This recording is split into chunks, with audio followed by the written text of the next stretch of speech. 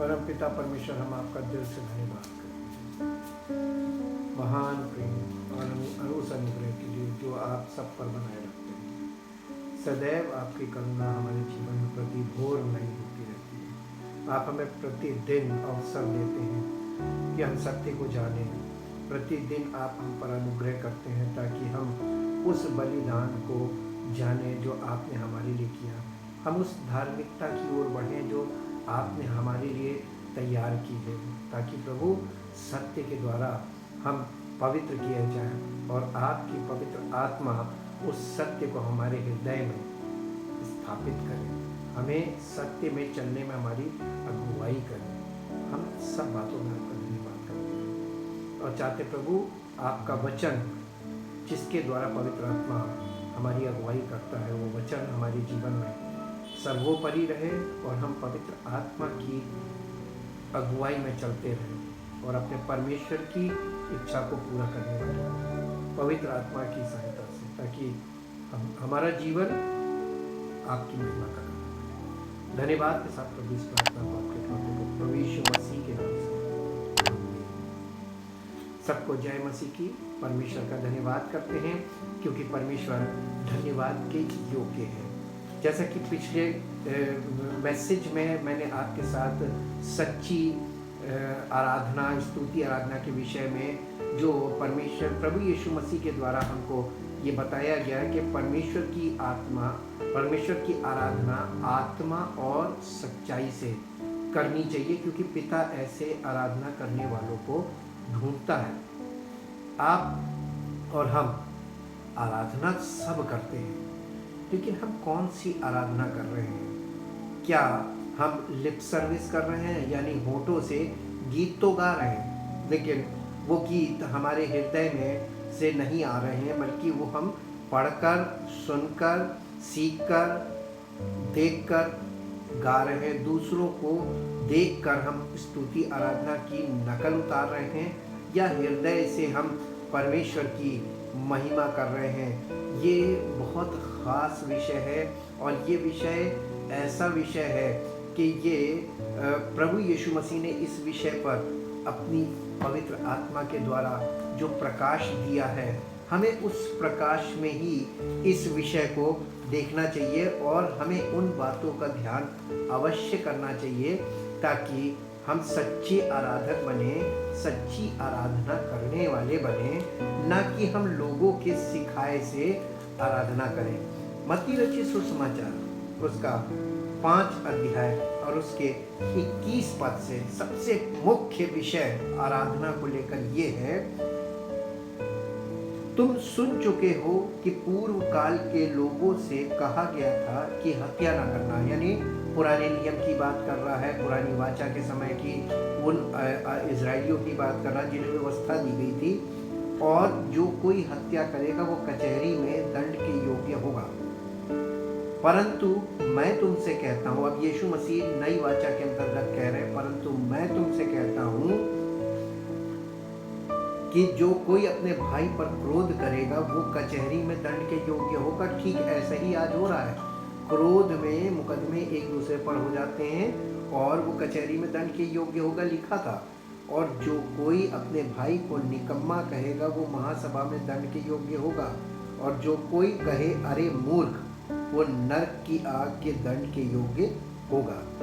इसलिए यदि तू अपनी भेंट वेदी पर लाए, यदि तू अपनी भेंट वेदी पर लाए, यानी हम वर्शिप की बात कर रहा हूँ, तुम वर्शिप करने आ जाओ। उस समय में व्यवस्था के अनुसार वो लोग क्या करते थे, भेंट लाते थे वेदी पे बलिदान करने के लिए, सैक्रिफिशियल वर्शिप थी, और वो भेंट और बलिदान चढ़ाने से वो आराधना स्तुति करते थे। उनकी स्तुति गीतों से नहीं होती थी, होठों से धन्यवाद नहीं होता था, बल्कि वो एक्ट था और वो लोग बलिदान चढ़ाया करते थे। इसलिए ये उनकी पद्धति थी वर्शिप की। इसलिए यदि तू अपनी भेंट वेदी पर लाए और वहाँ तू स्मरण करे कि तेरे भाई के मन में तेरे लिए कुछ विरोध है, तो अपनी भेंट वहीं वेदी के सामने छोड़ दे और जाकर पहले अपने भाई से मेल मिलाप कर और तब आकर अपनी भेंट चढ़ा। यानी वर्शिप करने से पहले क्या मुख्य चीज थी? वर्शिप मुख्य चीज नहीं थी। वर्शिप से पहले कुछ उसने बताया था कि ये करना, तब उसके बाद वो वर्शिप तुम्हारी ग्रहण योग्य होगी, यानी परमेश्वर तुम्हारी उस आराधना को कबूल करेगा, स्वीकार करेगा। हम इसी को मैथ्यू चैप्टर 5, इसको इंग्लिश एम्प्लीफाइड में देखेंगे। मैथ्यू चैप्टर 5 वर्स 21 यहाँ इस प्रकार से इंग्लिश में लिखा हुआ है, you have heard that it was said to the men of old, you shall not kill, and whoever kills shall be liable to and unable to escape the punishment imposed by the court. But I say to you that everyone who continues to be angry with his brother or harbors malice, enmity of heart against him, shall be liable to and unable to escape the punishment imposed by the court. And whoever speaks contemptuously and insultingly to his brother shall be liable to and unable to escape the punishment imposed by the Sanhedrin. And whoever says, you cursed fool, you empty-headed idiot, shall be liable to and unable to escape the hell of fire.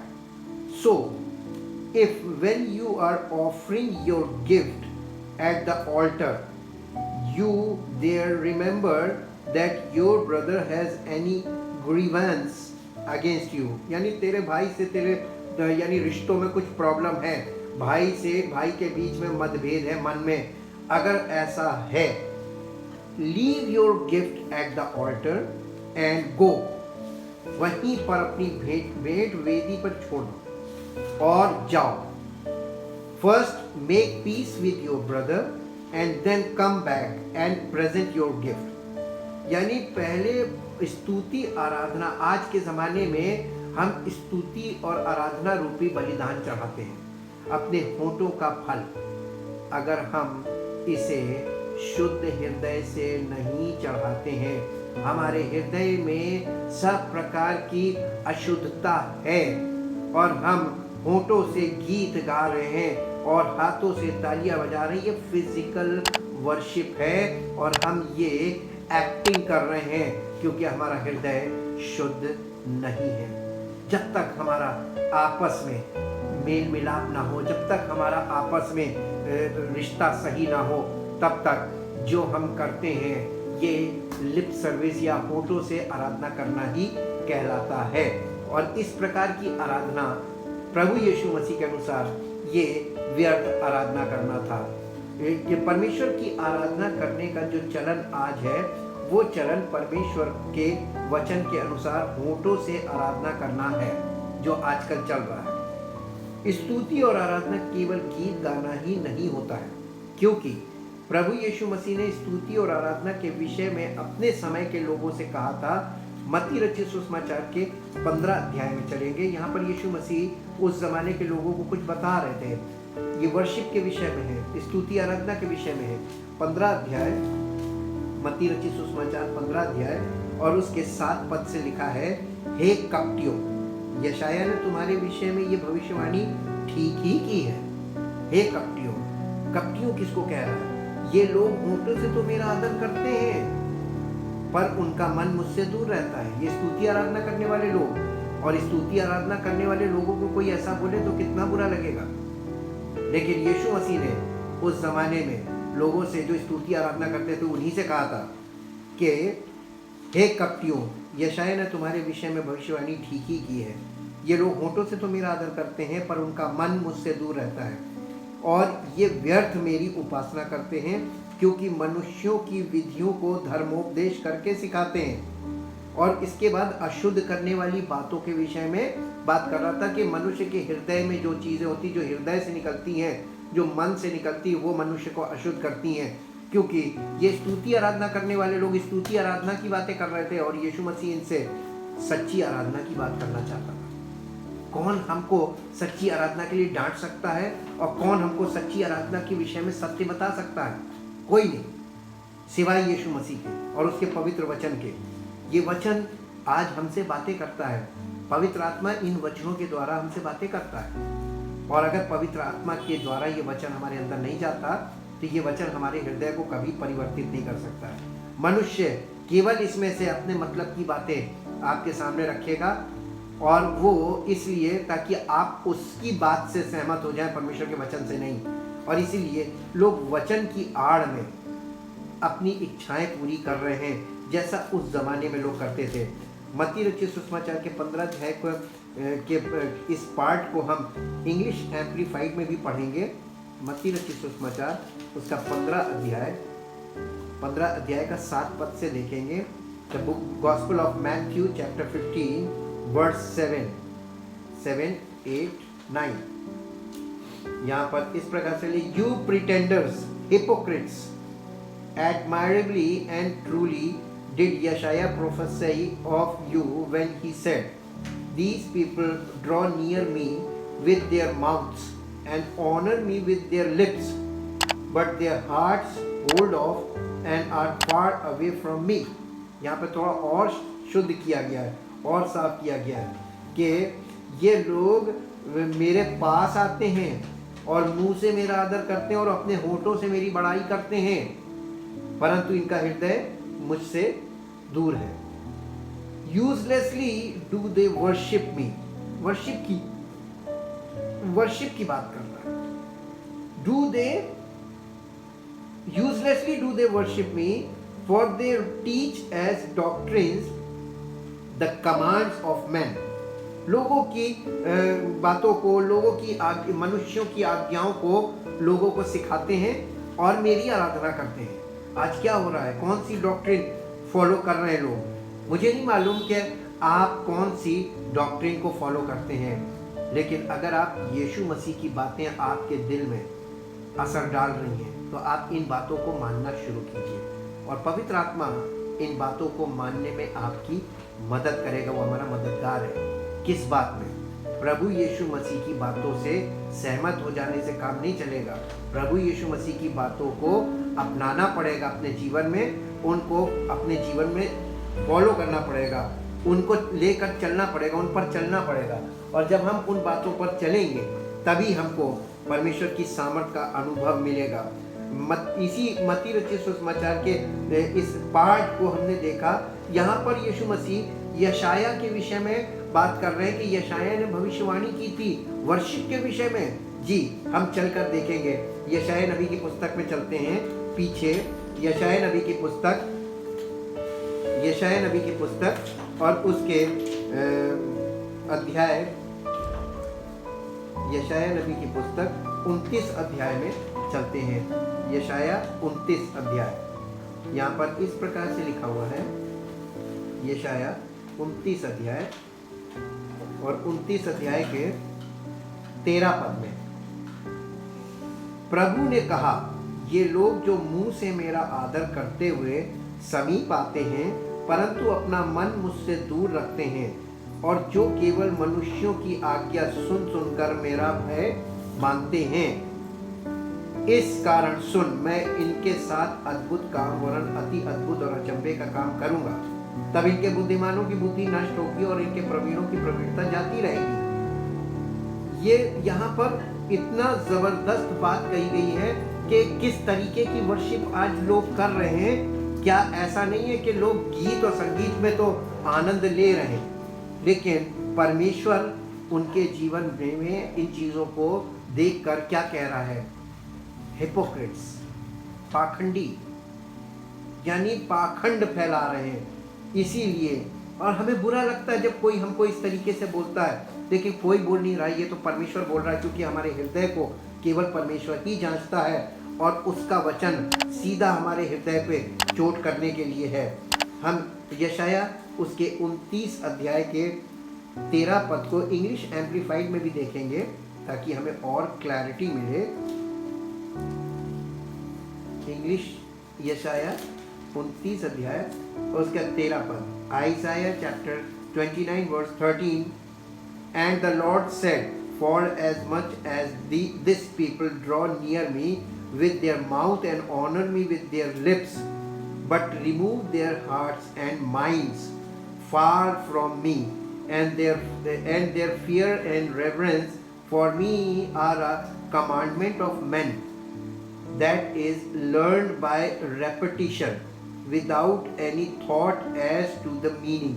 यानी बिना इनके हृदय में कुछ नहीं, ये सब कुछ मनुष्यों के सिखाए से कर रहे। आज प्रेज एंड वर्शिप सिखाई जाती है, आज परमेश्वर के लिए स्तुति आराधना के गीत सिखाए जाते हैं। ये सिखाई हुई चीजें, ये स्तुति आराधना नहीं है, रेपिटिशन है। ये आप रिपीट कर रहे हैं, किसी ने आपको सिखा दिया और आप उसको रिपीट कर रहे हैं। क्या ये सच्ची आराधना है?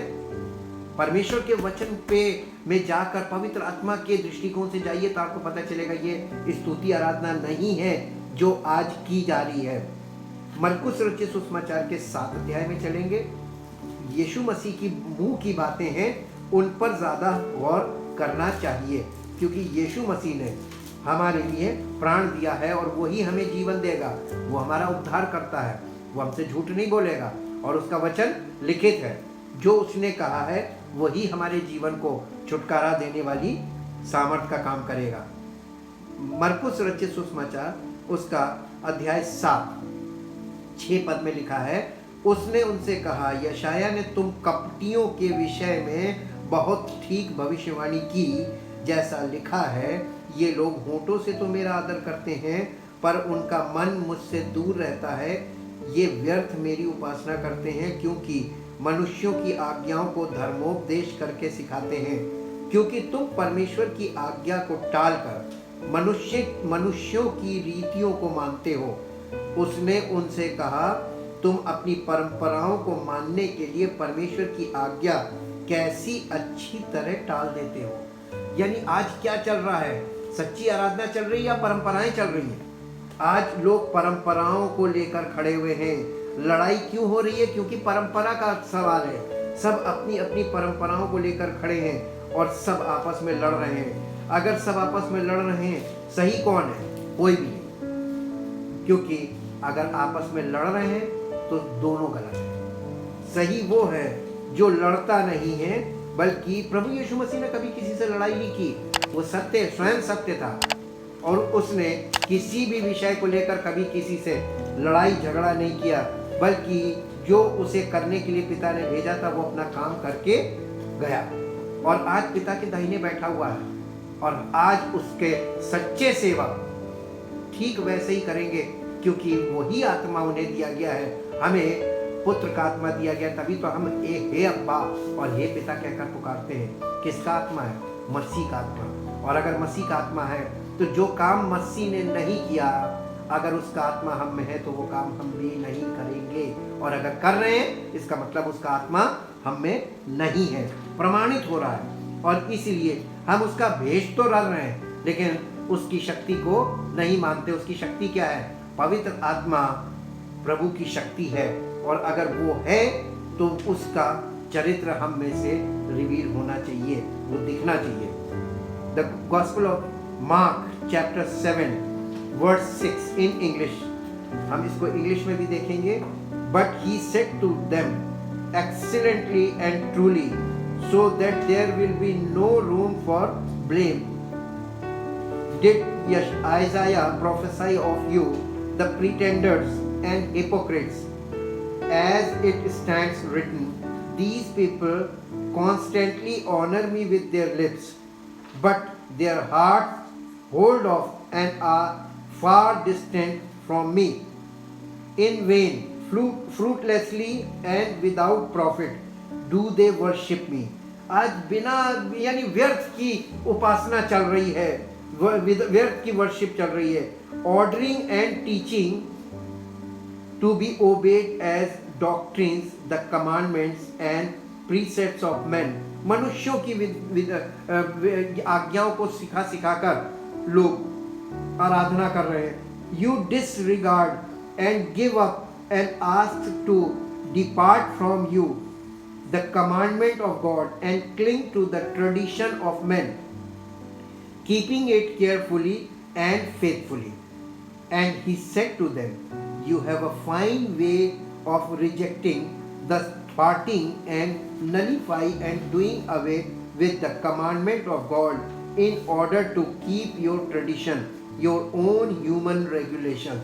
मनुष्यों की विधियों को और परंपराओं को आगे बढ़ाने के लिए तुम परमेश्वर की आज्ञा को कितनी खूबसूरती से और कितने तरीके से टाल देते हो। इस विषय में वो कह रहा है, ये वर्शिप का ही विषय चल रहा है। यीशु मसीह ने वर्शिप के विषय में बहुत ही हार्ड तरीके से बोला, जिसे लोग समझ नहीं पाए। उसकी बातों को बिना पवित्र आत्मा की कोई समझ ही नहीं सकता, क्योंकि पवित्र आत्मा उसकी बातों को हमारे हृदय पर पहुंचाता है। यीशु मसीह ने आराधना के विषय में सामरी स्त्री से कहा था कि तुम उसकी आराधना करते हो जिसे तुम नहीं जानते हो, और अपने विषय में कहा था कि हम उसकी आराधना करते हैं जिसे हम जानते हैं। यूहन्ना रचित सुसमाचार यहाँ फिर स्तुति आराधना की ही बात चल रही है, और इसके विषय में यीशु मसीह उस सामरी स्त्री से बात कर रहे हैं। और सामरी स्त्री को यीशु मसीह ने कहा था 22 पद में, तुम जिसे नहीं जानते उसकी आराधना करते हो। आप किसकी आराधना कर रहे हैं? जिसकी आप आराधना करते हो उसे आप जानते हैं। कन्फर्म, अगर ये बात कन्फर्म है, अगर आप ये इस बात का दावा कर रहे हैं कि मैं उसे अच्छी तरीके से जानता हूं, तो आपका उत्तरदायित्व तो बहुत ज़्यादा हो जाता है। अगर आप जानते हैं तो आप केवल स्तुति आराधना ही क्यों कर रहे हैं? आपके जीवन में उसकी इच्छा क्यों नहीं पूरी हो रही है? आप पवित्र आत्मा के अनुसार जीवन व्यतीत क्यों नहीं कर रहे हैं? अगर आप उसे जानते हैं, और अगर नहीं जानते हैं तो सत्य बोलना चाहिए कि हाँ, हम आराधना जिसकी कर रहे हैं उसको हम नहीं जानते हैं। और हम, यीशु मसीह कहने लगे, और हम जिसे जानते हैं उसकी आराधना करते हैं। इसका मतलब यीशु मसीह ये कहना मांग रहे हैं कि आराधना करने से पहले हमें ये जानकारी होनी चाहिए, कंफर्मेशन होना चाहिए कि हम आराधना कर किसकी रहे हैं। क्योंकि लोग हमें आराधना करते देख रहे हैं, और लोग हमारी कॉपी करेंगे, तो आराधना की कॉपी नहीं की जा सकती। सच्ची आराधना हृदय से होती है, समर्पित जीवन से होती है, और सच्ची आराधना एक प्रकार का समर्पित जीवन जीने का स्टाइल है, उसे कहते हैं सच्ची आराधना। ये कोई एक्ट नहीं है कि थोड़ी देर के लिए आराधना करी, उसके बाद हम शारीरिक जीवन फिर जीने लगे। 23 पद में यीशु मसीह ने यहाँ पर कहा सामरी स्त्री से कि परंतु, बल्कि 24 पद में कहा, परमेश्वर आत्मा है और अवश्य है कि उसकी आराधना करने वाले आत्मा और सच्चाई से आराधना करें। परमेश्वर है कौन जिसे हम नहीं जानते? वो परमेश्वर आत्मा है, यानी परमात्मा है। और परम आत्मा, पवित्र आत्मा, उस पवित्र आत्मा की आराधना कैसे करनी चाहिए?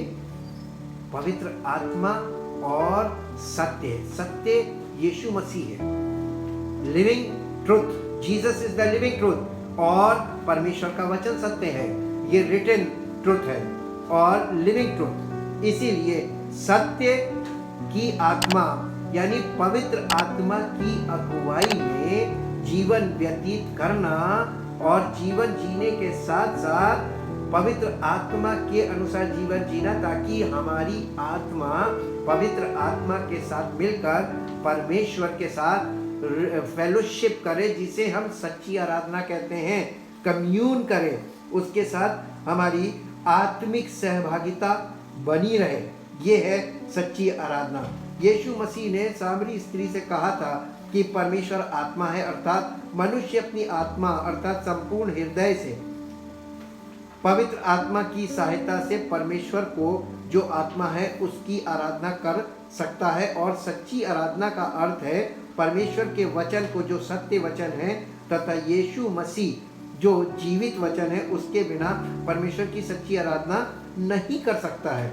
फिलिपियों की पत्री उसके 3 अध्याय में आएंगे, फिलिपियों की पत्री उसके 3 अध्याय में आएंगे,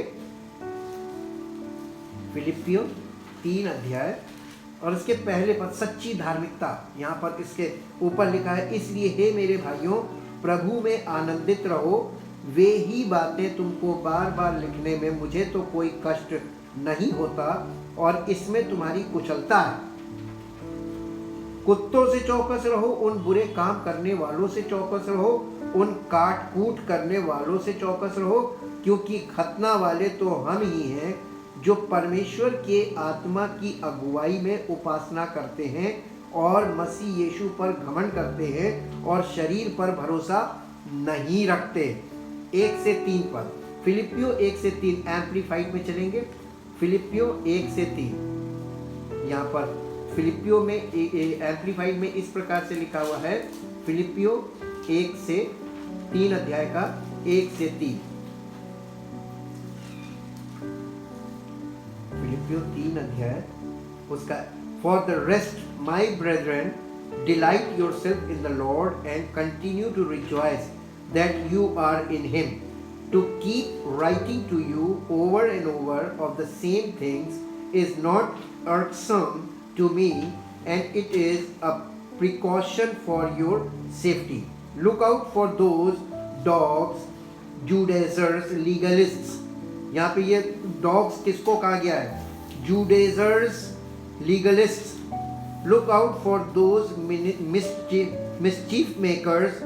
Look out for those who mutilate the flesh. For we are the true circumcision who worship God in spirit and by the Spirit of God, and exult and glory and pride ourselves in Jesus Christ, and put no confidence or dependence on what we are in the flesh and on outward privileges and physical advantages and external appearances. यानी हम शरीर में क्या है कैसे हैं इससे मतलब नहीं है, लेकिन पवित्र आत्मा की सामर्थ्य से अपनी आत्मा में पाकर उसकी अगुवाई में उसकी आराधना, ये आत्मिक आराधना की बात की जा रही है। आराधना, सच्ची आराधना आत्मिक ही है। स्तुति आराधना आज के समय में बलिदान चढ़ाने के बराबर है, जैसा कि इब्रानियों की पत्री उसके 3 अध्याय में हम देखते हैं। इब्रानियों की पत्री उसका 3 अध्याय, इब्रानियों की पत्री का 13 अध्याय, 13 अध्याय और 13 अध्याय के 14 पद से हम देखेंगे, क्योंकि यहाँ हमारा कोई स्थायी नगर नहीं वरन हम एक आने वाले नगर की खोज में हैं, इसलिए हम उसके द्वारा स्तुति रूपी बलिदान अर्थात उन होठों का फल जो उसके नाम का अंगीकार करते हैं, किसके? प्रभु यीशु मसीह अपने उद्धारकर्ता के नाम का अंगीकार करते हैं, परमेश्वर को सर्वदा चढ़ाया करें। किसको स्तुति आराधना किसकी ज्यादा इंपॉर्टेंट है? जो प्रभु यीशु मसीह का अंगीकार करते हैं, उसकी उनके होठों के द्वारा, उनके होठों का फल जो उसके नाम का अंगीकार करते हैं, परमेश्वर को सर्वदा चढ़ाया करें। ये है बलिदान, होठों का बलिदान, स्तुति रूपी बलिदान। भलाई करना और उदारता, देखिए इसके साथ साथ एक चीज जुड़ी हुई है, भलाई करना और उदारता दिखाना ना भूलो, क्योंकि परमेश्वर ऐसे बलिदानों से भी प्रसन्न होता है। हम केवल स्तुति आराधना ही ना करें, जिस तरीके से हम संपूर्ण हृदय से उसकी स्तुति आराधना करते हैं, भलाई करना और उदारता दिखाना, ये हमारी रिस्पॉन्सिबिलिटी में जुड़ जाता है अगर हम आत्मिक आराधना करने वाले हैं। अपने ये यहाँ पर जो बातें लिखी हुई हैं इनके लिए, इनके विषय में, इसके पीछे प्रभु यीशु मसीह की इच्छा भी तो चल रही है सच्ची आराधना के लिए, क्योंकि यीशु मसीह हमारा सिद्ध बलिदान है। अब हमें बलिदान नहीं चढ़ाना, बल्कि मसीह जो हमारे लिए बलिदान हो चुका है उसको अपने आप को समर्पित करके उसका अंगीकार करना, और जो लोग उसका सच्चे हृदय से अंगीकार करते हैं वो जब स्तुति परमेश्वर की करते हैं, उसका धन्यवाद करते हैं, उसकी बड़ाई करते हैं, वो परमेश्वर को बलिदान स्वरूप लगता है। पवित्र आत्मा की अगुवाई में हृदय से उसकी बड़ाई और धन्यवाद करना बलिदान है। स्तुति और आराधना करने के लिए अपने हृदय को पवित्र करना तथा पवित्रता से शोभायमान होकर उसकी बड़ाई करना और पवित्र आत्मा की अगुवाई में जीवन व्यतीत करना ही सच्ची आराधना है। सच्ची धार्मिकता में जीवन व्यतीत करने वाला अपने हृदय में प्रभु के लिए स्तुति और आत्मिक गीत गाता रहे। कुलस्सियों की पत्री और उसका अध्याय 3 अध्याय और 3 अध्याय का 12 पद से देखेंगे। यहाँ पर इस प्रकार लिखा है, इसलिए परमेश्वर के चुने हुओं के समान जो पवित्र और प्रिय है। इसलिए परमेश्वर के चुने हुओं के समान जो पवित्र और प्रिय है, बड़ी करुणा और भलाई और दीनता और नम्रता और सहनशीलता धारण करो। और यदि किसी को किसी पर दोष देने का कोई कारण हो तो एक दूसरे की सह और एक दूसरे के अपराध क्षमा करो। जैसे प्रभु ने तुम्हारे अपराध क्षमा किए वैसे ही तुम भी करो। इन सब के ऊपर प्रेम को जो सिद्धता का कटिबंध है बांध लो। और लिखा है, मसीह की शांति जिसके लिए तुम एक देह होकर बुलाए भी गए हो तुम्हारे हृदय में राज्य करे और तुम धन्यवादी बने रहो। मसीह के वचन को अपने हृदय में अधिकाई से बसने दो और सिद्ध ज्ञान सहित एक दूसरे को सिखाओ और चिताओ और अपने अपने मन में अनुग्रह के साथ परमेश्वर के लिए भजन और स्तुति गान और आत्मिक गीत गाओ। अपने अपने मन में लिखा हुआ है, मन में परमेश्वर के लिए अनुग्रह के साथ अपने मन में अनुग्रह के साथ परमेश्वर के लिए भजन और स्तुति गान और आत्मिक गीत गाओ। वचन में या काम में जो कुछ भी करो सब प्रभु यीशु मसीह के नाम से करो और उसके द्वारा परमेश्वर पिता का धन्यवाद करो। हमको सिर्फ वर्शिप नहीं करनी है, हमें वर्शिप के योग्य बनना है। सच्ची आराधना के लिए बिना पवित्र आत्मा के असंभव है। लिप सर्विस बहुत हो रही है।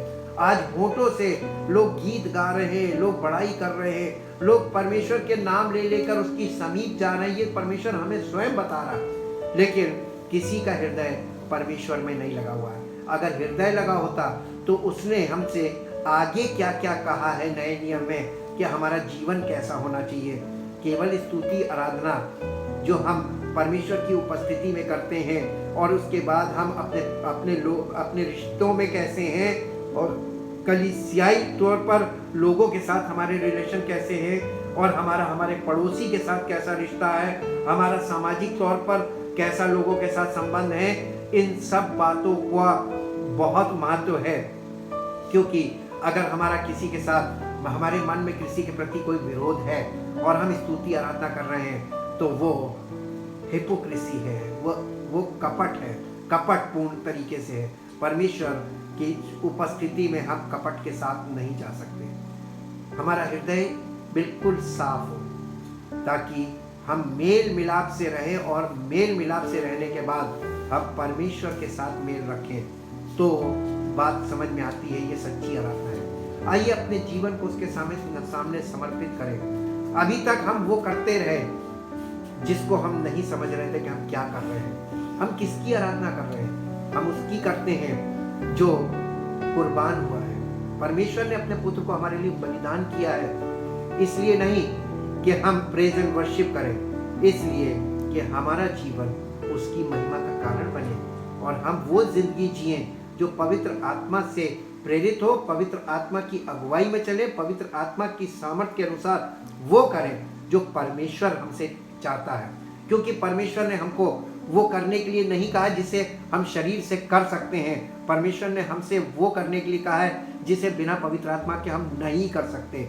और इसलिए बिना पवित्र आत्मा के जीवन जीना और बिना पवित्र आत्मा के कुछ भी करना, यहाँ तक कि प्रेज एंड वर्शिप करना, प्रचार करना और तमाम तरीके की मिनिस्ट्री करना और सेवा करना, ये सब विदाउट द होली स्पिरिट ये परमेश्वर की दृष्टि में कुछ भी नहीं है। लेकिन पवित्र आत्मा के द्वारा जब हम जीवन जीने लगते हैं और पवित्र आत्मा की अगुवाई में चलने लगते हैं तब हम वो करते हैं जो परमेश्वर हमसे चाहता है। क्योंकि जो परमेश्वर हमसे चाहता है वो हम शरीर से कर ही नहीं सकते और स्वयं से नहीं कर सकते जब तक कि पवित्र आत्मा की सामर्थ्य हमें ना प्राप्त हो। परमपिता परमेश्वर अपने आप को और सब सुनने वालों को आपकी शरण में लाते हैं। अनुग्रह करने वाले परमेश्वर, माफ करने वाले, सामर्थ्य देने वाले और अपनी महिमा प्रकट करने वाले प्रभु, सारी महिमा आपको मिले। हमारा जीवन आपकी महिमा का कारण हो, आपकी इच्छा पूरी हो और आपका नाम महिमा पाए। धन्यवाद के साथ हम आपके समीप आते हैं। इकलौते पुत्र प्रभु यीशु मसीह जो हमारा उद्धार करता है, उसका धन्यवाद करते हैं उसके बलिदान के लिए। उसने हमें छुटकारा दिया और आपने हमें पवित्र आत्मा का वरदान दिया ताकि वो छुटकारा हमारे अंदर स्थापित हो और हमारा जीवन आपकी महिमा का कारण हो। सारी महिमा आपको देते इस प्रार्थना को आपके इकलौते पुत्र प्रभु यीशु मसीह के नाम से मांगते हैं, आमीन। परमेश्वर आपको आशीष दे। Praise the Lord.